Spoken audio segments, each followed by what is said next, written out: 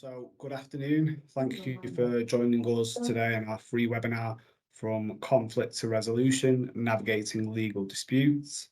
My name is Matthew. I'm a solicitor at Optimal Solicitors, and I've been with Optimal for the last 3.5 years, and I'm joined today with Naomi.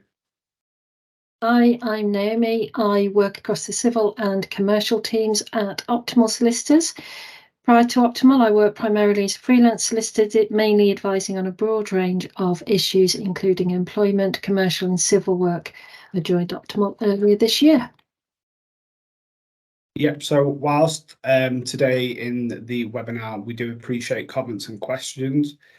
We just request that all questions are directed into the chat box, so me and my colleagues can pick out a few at the end to answer. If we just request that all microphones are muted during the webinar, that would be appreciated. If you have any questions that we're unable to get through in today's webinar, we'll be happy to provide further information at a later date.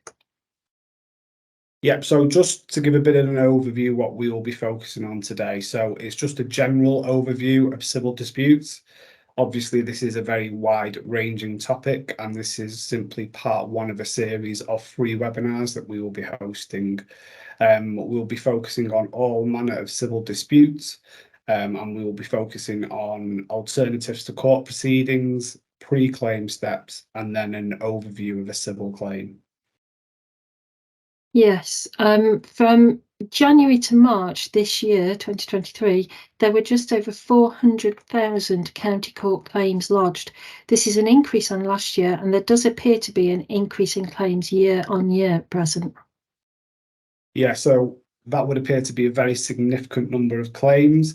It would appear very likely at some stage that an individual will either pursue or need to defend a county court claim. So in your experience, Naomi, what are the most common types of county court claims? The most common types of claim tend to fall into debt recovery, breach of contract, housing or neighbour disputes, consumer rights and insurance disputes. Yeah, so with such a wide array of claims, I think it would be best practice to explore how best to avoid these disputes in the first place. Definitely. As with most things, especially disputes, prevention is better than a cure. Yeah, so looking at the most common type of county court claims, I'm presuming that contracts and the terms and conditions are imperative to these sorts of claims. Yes, absolutely. Contracts are the backbone of most civil claims. A well-drafted contract should outline the obligations on each party and their rights. The contract should clearly define payment terms, goods and services, and termination clauses. Whilst there are numerous templates available online for most contracts, including tenancy agreements and purchasing orders, applying a one-size-fits-all approach to contracts is a dangerous trap to fall into. Just because the contract or agreement that you've used has served you well over the last 5 or 10 years, it doesn't necessarily mean that it's still fit for purpose. So do you advise in your experience that a solicitor should be drafting the contracts?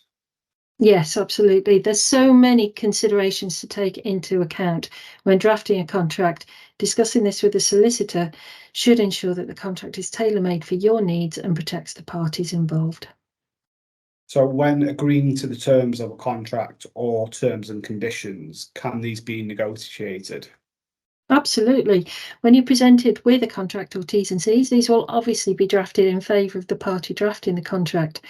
Don't be afraid to go back and negotiate terms with them or request clarification of certain terms. When looking at insurance quotes, for example, even though terms and conditions are lengthy and may make for tedious reading, you do need to ensure that they provide the cover that you need from them. Often when I'm looking for insurance quotes, I'll just look for the cheapest quote using some form of comparison website. Yeah, I think we all do this, especially when we push for time. But if you take out the cheapest insurance quote, it's not always giving you the best protection. Yeah, I'm on holiday next week and I've done this, so I may go back and actually check my policy. I think that's a good idea, especially with everything that's going on in holiday destinations at the minute. Yeah. So when you're looking at over a contract, what is the best way to prevent a dispute arising in the first place? Well, a thorough contract will anticipate potential legal issues and should clearly define what's expected of each party. That includes payment terms, termination clauses, and consequences of any breach. An unambiguous contract is less likely to be disputed. I agree. I also find that a contract that has dispute resolution mechanisms is less likely to lead to court proceedings. Oh, absolutely. Arbitration and mediation are underutilized mechanisms. They're cost effective and far less stressful than court proceedings. They should be considered in any dispute and they should be included in almost all contracts. Yeah, so even if you do have a well-drafted contract that includes dispute resolution mechanisms, disputes can still arise. What are the key factors that should be considered when a party is contemplating legal proceedings? There's lots of things that you need to take into account before you consider going down the legal route through court. The first factor is to assess the merits of the claim. Consider what evidence you have and if there are enough prospects to succeed.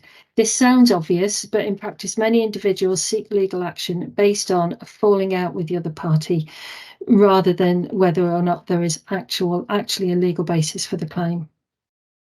In practice, we do see this a lot. So I do think this is a common scenario. In these circumstances, I would be advising parties against legal proceedings, as there is a genuine risk of a counterclaim if a party pursues legal proceedings which simply has no merit. Absolutely. Another factor that's often overlooked is the potential to recover compensation or costs awarded at the end from the other party. Less than 50% of county court claims are recorded as satisfied. Therefore, before pursuing smaller companies, check what the chances of actually receiving the award are. Yeah, this is the most frustrating part in litigation, considering the mental and emotional toll on claimants to pursue legal proceedings, to then get it to court, to be successful, and then to walk away with nothing is still a genuine possibility. It absolutely is. And another thing to bear in mind is that over 50% of small claims were for less than £500. In reality, the cost of pursuing a claim of this value, both financially and mentally, would probably far outweigh the sum that the party is actually owed. Yeah, so is there a definitive way to sort of check whether a company or individual is worth pursuing before actually commencing legal action?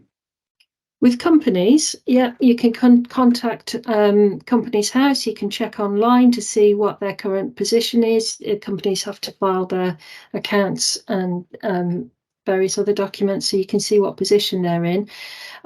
With regard to individuals, it is more difficult, but for both companies and individuals, you can pay for checks on the on financial status, in some cases.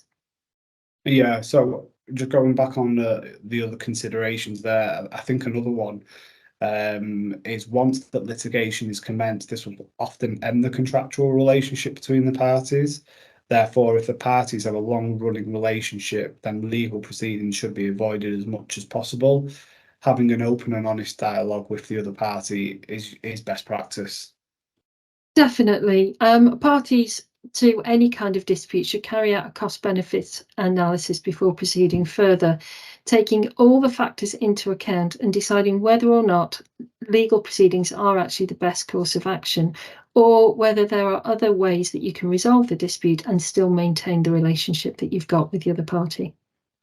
Yeah, I think that's building on from the earlier point that we were talking about. So whilst you may have fallen out with the other party or you may feel wronged, you really need to take emotion out of the matter and consider, is it really worth pursuing court action? Yeah, absolutely. But once you've considered all of the above and decide that action is the best step, this is when I would advise you to really get legal advice if you haven't done already. While a party may think that they have all the evidence and that legal proceedings are a viable option, a solicitor will then be able to provide an expert review of the merits, evidence, and best course of action to take. Yeah, so once you've sought the legal advice from the solicitor, what are the likely next steps that the solicitor would be advising that you take?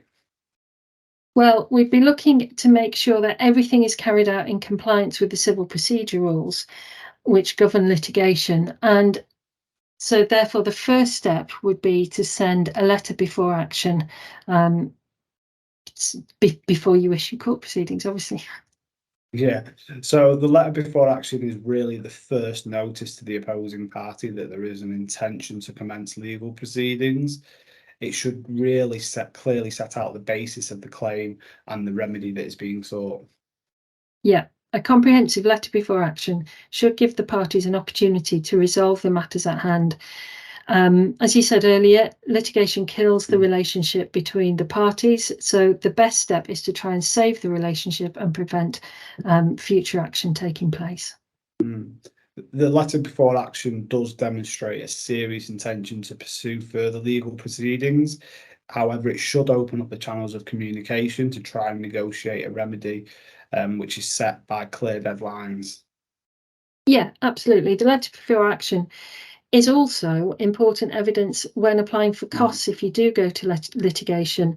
If you are successful, the court will view that a party that did not send out a letter before action, they'll look at them far less favourably when they're awarding costs if the civil procedure rules haven't been followed even before litigation. Yeah, so that's sort of looking at how to issue the letter before action. But how would you advise a party to respond to a letter before action?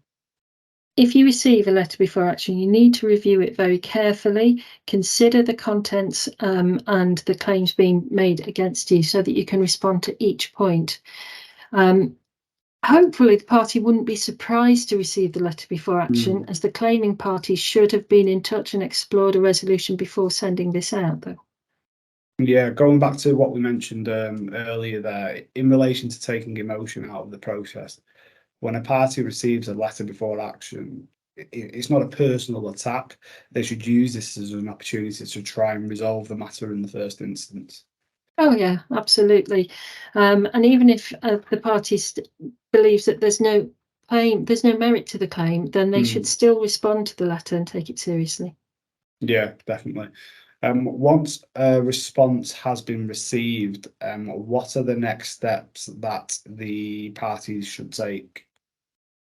Once the response has been received, then it's on the claimant to consider whether or not they should issue the claim or whether they are able to negotiate a settlement.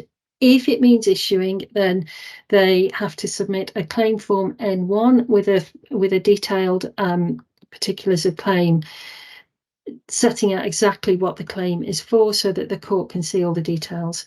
There are specific rules on how these documents must be served, which your solicitor will be able to guide you on. Then the sort of onus then shifts to the defendant to then lodge the defence. If the defence is filed within the time frame, the court will then set a time frame for the progression of the case, such as exchange of evidence and then subsequent witness statements.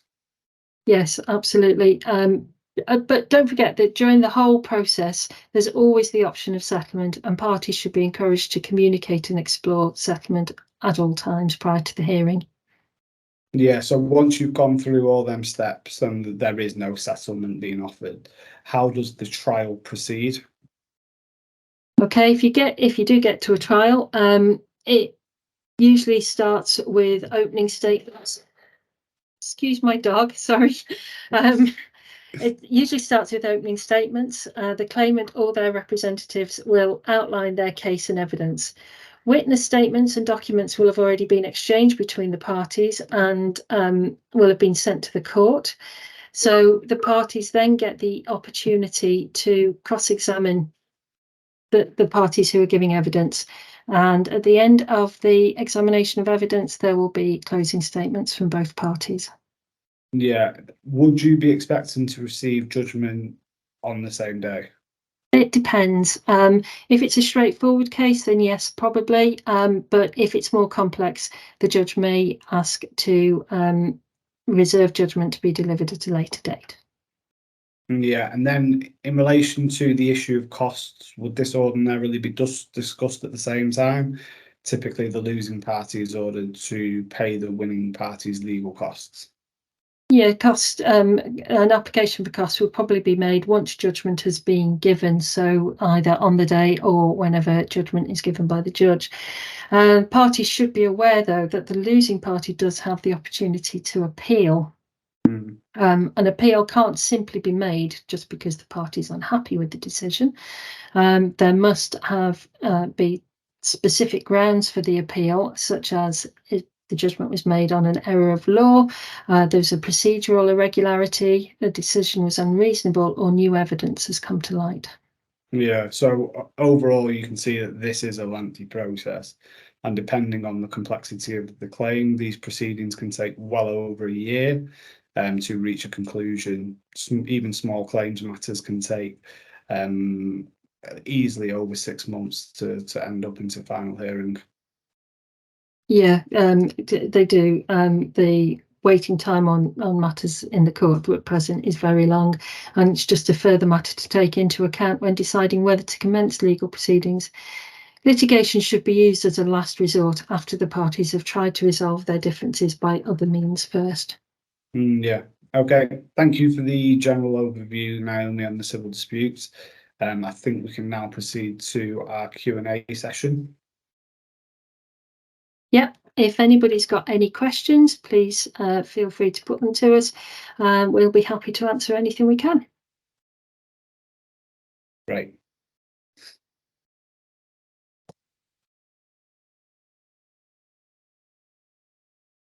But if we don't have any questions, then thank you very much for joining us today. Yeah, that's great. Thanks very much, Naomi. Take care. Bye now. Thank you. Thanks. Bye-bye.